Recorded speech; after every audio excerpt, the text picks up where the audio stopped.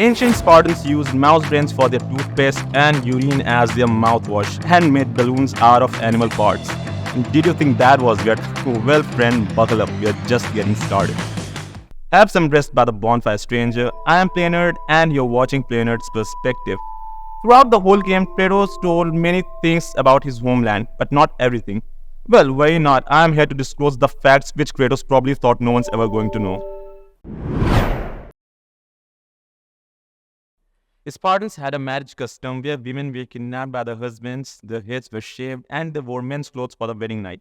This odd match custom in ancient Sparta, Spartans aimed to ease the transition from a male-dominated military life to marriage. This unusual ritual also emphasized the role of women as strong partners rather than delicate figures, fitting Spartans' ideals of strength and resilience. After this fact, I bet feminists would be delighted to have a Spartan husband. Ancient Greeks used urine as their mouthwash.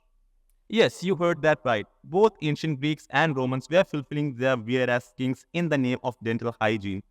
Jokes apart, they used it as a mouthwash and teeth whitener because of its ammonia content, which acted as a cleaning agent. Believe it or not, urine was a hot commodity in ancient times. Public urinals were set up and the collected urine was sold to laundry workers who used it for cleaning clothes. The ammonia in urine was excellent for removing grease and stains. This gets even more wild. Roman Emperor Vespasian saw how lucrative the pee business was and put a tax on it. He introduced a urine tax. Governments literally made money off it. Well, at least pee had some use, unlike that goth gamer girl's bathwater my friend Eric ordered yesterday. If you thought urine mouthwash was bad, wait until you hear this. Ancient Greeks and Romans used crushed mouse brains for their dental hygiene. Crushed mouse brains mixed with other ingredients were believed to be an effective toothpaste. The Romans had a knack for trying all sorts of peculiar mixtures in quest for clean teeth. Now you may ask, why would this ever seem a good idea? The reasoning behind using mouse brains for tooth stems from a mixture of folk beliefs, early science, and concept of trials and errors. Ancient Greek doctors didn't have the luxury of microscopes or modern biology, so they often guessed at which parts of animals might have useful properties. Using mouse brains as toothpaste might sound outrageous today, but in ancient Greece, it was a part of the experimental approach to medicine. Well, now we know the secret behind the shiny teeth of Kratos. Alright, now we know their marriage custom was weird, their toothpastes are disgusting, and their mouthwashes are kinky. At least their food will be good. Ain't that right, Kratos? Well, you are wrong.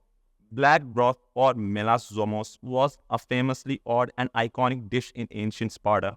It's one of those historical foods that's captured imagination not because it was delicious, but because it was a mysterious and somewhat unappetizing meal. The key ingredient in black broth was pig's blood. Yep, this dish was essentially a blood soup. This blood was boiled and mixed with vinegar to prevent it from clotting along with a little pork, salt, and seasoning. The taste of black broth was considered extremely unpleasant by outsiders. Athenians and other Greeks were famously disgusted by it.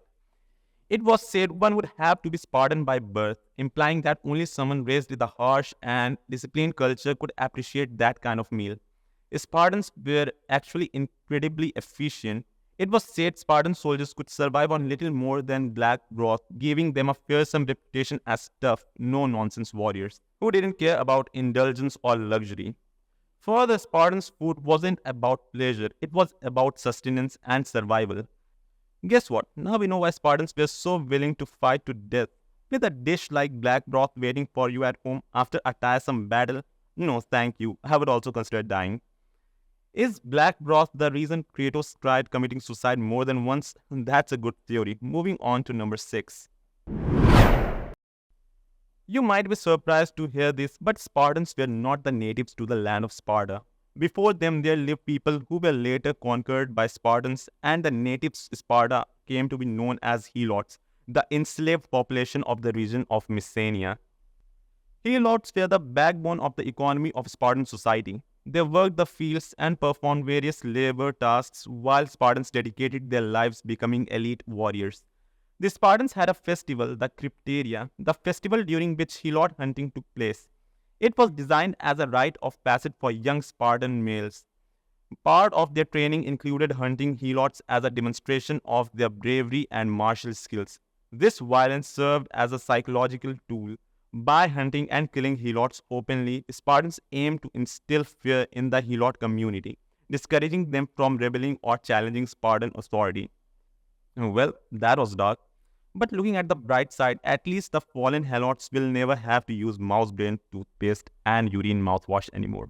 I guess that's a win. This fact is not as bad as previous ones, but still it's gross. Ancient Spartans used goat dung for both its medicinal properties and practical uses like fuel for fires. They used goat dung as a remedy for nose bleeding. The very idea of using something as unconventional as goat dung for medicinal purposes speaks to the Spartan attitude for toughness and endurance. They were trained from a young age to endure hardships, so using readily available resources like goat dung fits with the overall approach to life.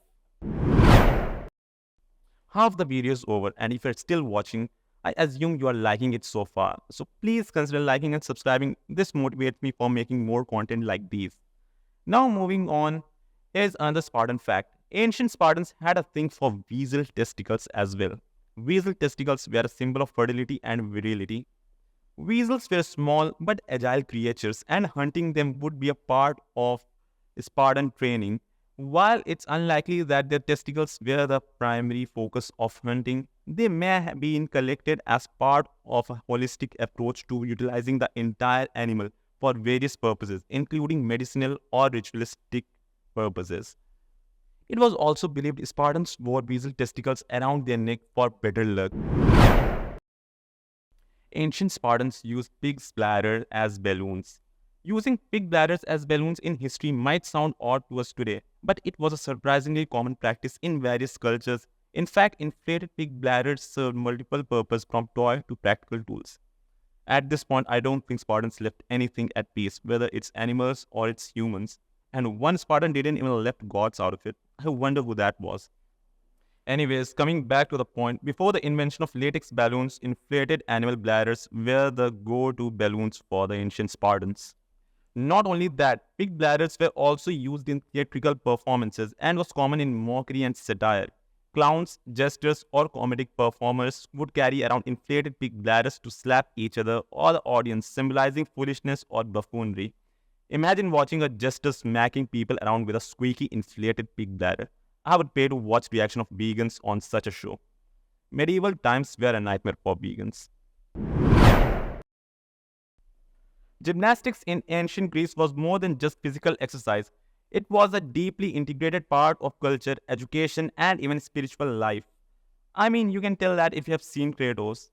The term gymnastics itself comes from the Greek word gymnos, meaning naked, because athletes traditionally trained and competed without clothing to honor the gods and celebrate the beauty of human body. Competing nude was also seen as an equalizer, removing social distinctions between the rich and poor. So till now we have talked about their food, their remedies, medical ingredients, the sports, but not of their fashion. At least that must have been good. Ancient Greeks did care about fashion, but no, it was not about their clothes or their sandals. It was about their hair, their armpit hair. Well, come on, how did you expect this last fact was going to be normal? They had dyes for armpit hair and they experimented with using natural dyes or oils to tint their hair in darker shades to create a more uniform look with the rest of their body. This was particularly popular with men who wanted to maintain a rugged but groomed appearance. Well, that is enough bizarring information for today, and my non-Spartan brain cannot handle it anymore. But if you like this video and want more content like this, please consider liking and subscribing this video. It motivates me to put more effort in my content. Till we meet again, stranger, may the flames guide thee.